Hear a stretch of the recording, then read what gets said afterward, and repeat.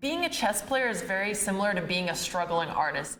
If you're a grandmaster, that doesn't mean you're going to make a good living. If you're in the top 10, then maybe, but most grandmasters have to teach on the side just to be able to make it. And I knew that wasn't the kind of lifestyle that I wanted. My name is Alexandra Botez. I'm 25 years old. I'm a professional chess streamer living in Austin, Texas, and I make 6 figures a year. My family comes from Romania, which has a really rich chess culture, as opposed to in the US or North America, where people typically see chess as a game for nerds. My dad actually taught me how to play, and then I won my first national tournament at 8 years old. My official title is Women FIDE Master, which means you have 2100 FIDE. My national ranking in my country that I represent is almost 2300, which is above national master ranking.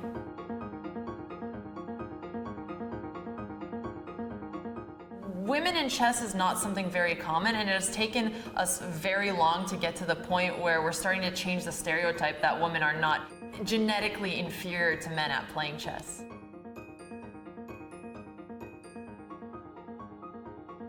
We believe that this situation will change. I do not expect it to change to a proportion of being an equilibrium or something like that, but definitely it's going to change. It is not a short journey, it's a long journey that will take some time.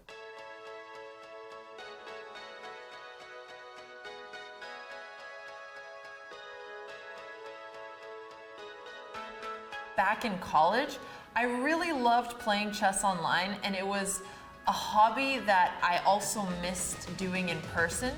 So I started playing chess on chess.com, and I really missed the social interaction, so I just started streaming on Twitch for fun and took off from there. There was only a couple hundred viewers for the first 2 years or so.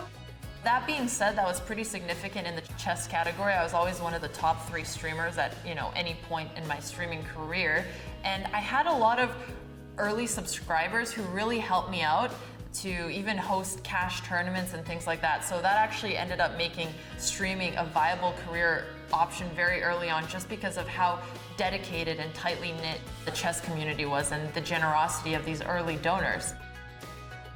I was working on a startup at the time. When it ended up failing, chess was already doing pretty well, and it felt like enough for a full-time job, so I decided to take the risk and see how far it would take me.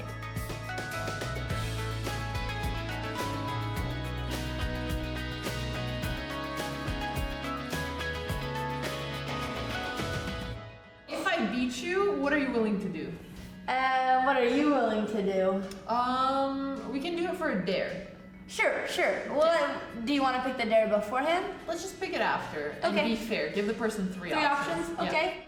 As a full-time Twitch streamer, my income comes from a lot of different sources. Part of it comes directly from viewers. Other parts come from sponsors. We also just signed with Team Envy, so now we get a salary from them as well. We also have ad revenue from different social platforms, and in the future we're going to be releasing merchandise.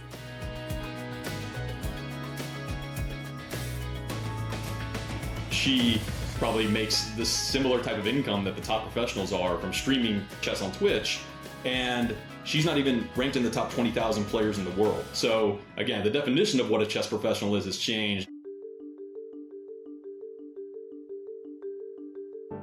With my first Twitch stream, I think like 60% of it was just people trying to flirt with me in chat, or people just commenting on my appearance the entire time and nothing else. They didn't care about the gameplay at all.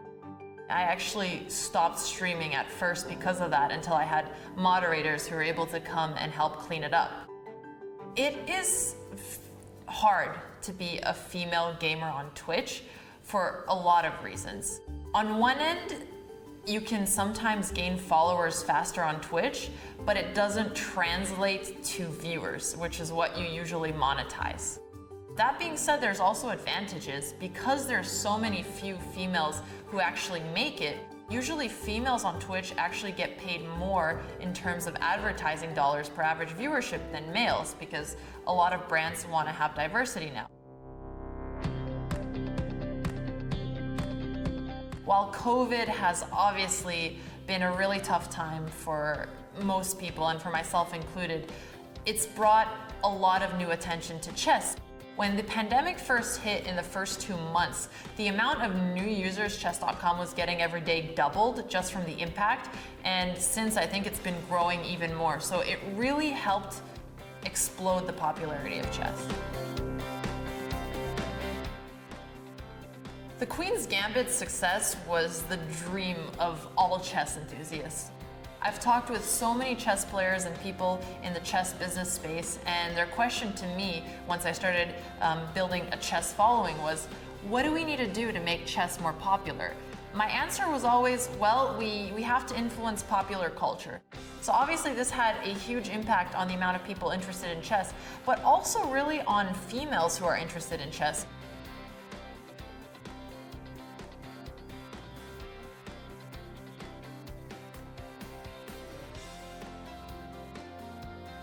I mean, the story of Queen's Gambit, it's a story of a full success all over the way.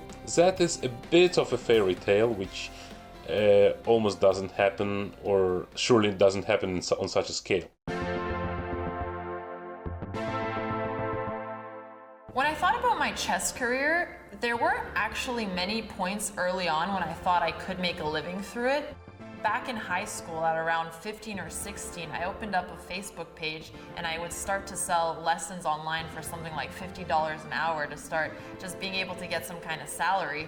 So I did have some success with that early on, at least for a high schooler, you know, nothing crazy. But I never imagined it would grow to this stage. I'm happy that we have somebody like Alexandra, because it shows you once again that chess provides you a lot of opportunities.